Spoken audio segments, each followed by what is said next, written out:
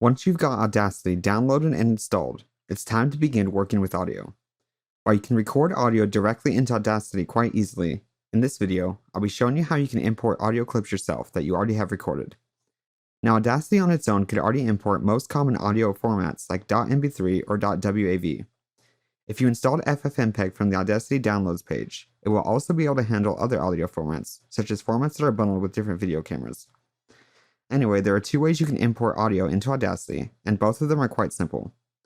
The first is just to drag and drop the audio file straight into Audacity. This is easy if you already have a folder open with the audio file that you're going to be editing, so let me show that here.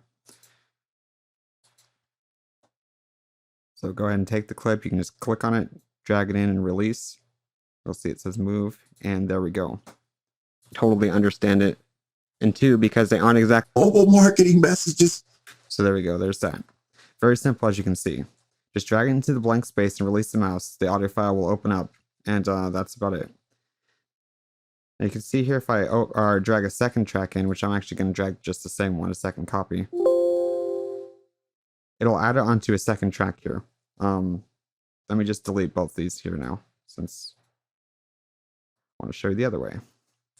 The second way, which some people might refer to as the old-fashioned way, is to go to File up in the corner here, click Open. You can navigate to whatever folder your audio file's in. I have this one right here already saved in my Audacity folder. Double click on that or click on it and click Open. So let me just go, okay. Click on it, click Open, that'll do the same thing. So there you go, audio will be loaded in and you should be good to go. One more thing before I end this video though. If you open some audio files and you need to go back to these audio files again, it will be even quicker. You've now got a new option here under File called Recent Files, and you can see I have some of my own here.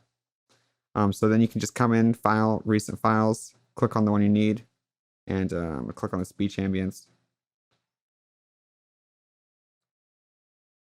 And this one happened to open in a new project, but anyway, still same thing, opens the audio. Just a quick note though about going to Recent Files. If you edited that file at all, the edits won't be there if you open the audio clip from Recent Files. This is because Audacity doesn't actually overwrite the original audio file themselves. They make new copies with the edits applied. If you save the Audacity project, you'll be able to open it with the edits from the Recent Files section. You'll be able to recognize Audacity project files because they will end with .aup, so let me just quickly show that here. I'm going to save this project. Save project. Okay.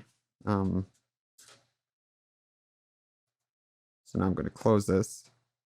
So now if I go to Recent Files, you'll be able to see my Audacity project file here that ends in .aup3. This is actually new, the 3, because there's Audacity 3 just came out. Anyhow, that'll be here. This will open the full Audacity project. If I would have made any edits to this, they'd all be saved here. Let's look more into working with Audacity projects, including how to save them and reopen them later in the next video. Hey, before you go, be sure to grab my audio editing cheat sheet, which I'll link down in the description. For more Audacity tutorials, click this playlist right here. Thanks for watching and see you soon.